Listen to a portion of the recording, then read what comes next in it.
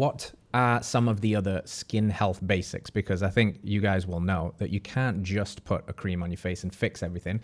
Because I'd love to hear your take on this, well, but I think a lot of skin issues that come up for people that they're often trying to tackle are somewhat rooted internally, right? Whether it's a gut health issue or a rampant state of inflammation.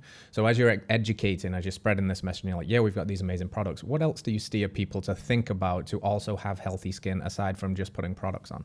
Probiotics for sure. Mm-hmm. Probiotics, on that note, probiotics, but not necessarily a probiotic supplement. I don't think I would ever suggest anyone to eat a probiotic supplement because there's just so many incredible naturally occurring probiotics in so many of our food.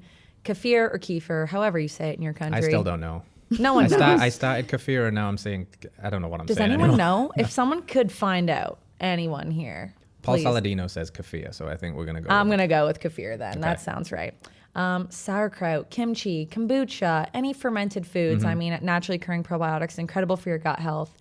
And our gut's microbiome mimics our skin's microbiome. So if you got a healthy gut, odds are you have healthy skin. And a lot of women specifically, if they have a lot of acne in their lower half of their face, it's, known as hormonal acne. It's like, well, how do we balance our hormones? Get rid of all the toxic parabens, all the things that are in our perfumes and our skincares and our soap and our cleaning supply. Literally the plastic clothing that we're wearing on our sensitive areas of our body. Like, everyone get on some cotton underwear right now. We actually just got sent some cotton underwear from Nads. I don't know if you've heard of them. Yeah, we've had them on the show. We love them. Oh, so you got Nads on right now? I'm wearing Nads right now, just confirming. Yep. This episode is sponsored by Nads. Yeah, Nads are great. Those guys are awesome. And I think that's a very important point you're raising. Absolutely. All of the stuff women don't, a contraceptive pill, like you name it, down the list. Exactly. Like no one would think that I'm going to hit you with a get cotton underwear when they ask me, how can I heal my skin? But I mean, it's all accumulatively supporting your skin and your health and your wellness. So balance the hormones, fix your gut health, do the damn thing, and use tallow-based skincare. But yeah, I mean, everything is related. You don't want to be eating, chemicals in your food. Obviously, this is hard because there's chemicals in everything. I mean, shout out RFK. He's trying to really help us out there, and hopefully that does the thing as well. But raw dairy has been one thing that has exponentially healed my skin and a lot of my chronic health issues that I had that were nothing that was taking away from my daily living, but definitely was lingering for quite some time. And I think I blame it on living in Asia for a while. The parasites, I feel like you can resonate with that. Oh yeah. I have some interesting stories about those.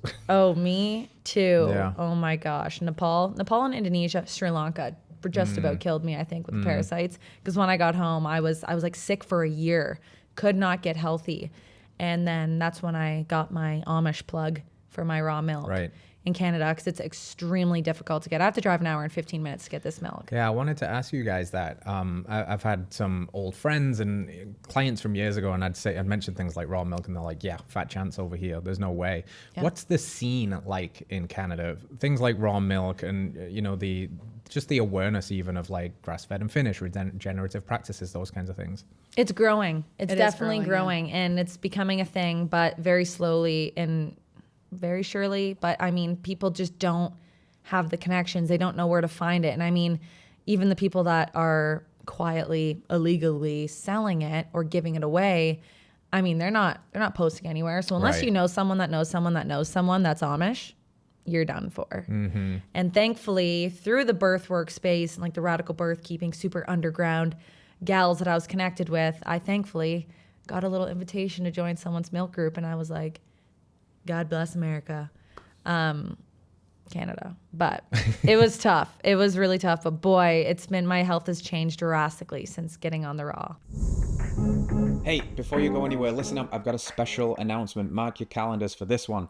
November 22nd, Heart and Soil is dropping a new documentary called Fed a Lie. This is going to be the documentary on seed oils. The end. The nail in the coffin. Expect to hear from experts like Dr. Paul Saladino, Nina Teicholz, Dr. Chris Kenobi, even superstars like Bethany Hamilton, as we gathered the big dogs to put an end to the seed oil madness. If you want to check that out, go to Heart and Soil's YouTube, subscribe, and go to fedalie.film. Plug in your details, and we will make sure you get the link as soon as that goes live so you can spread it far and wide. This will be an incredible conversation starter at the family table over the holidays, and it will be you helping us to spread this message of radical health and be a part of the healthy revolution. And as always, thank you for being here. If you like the show, please like it, subscribe it, and share it. Help us to spread this message of radical health. And we'll see you next week. Big love.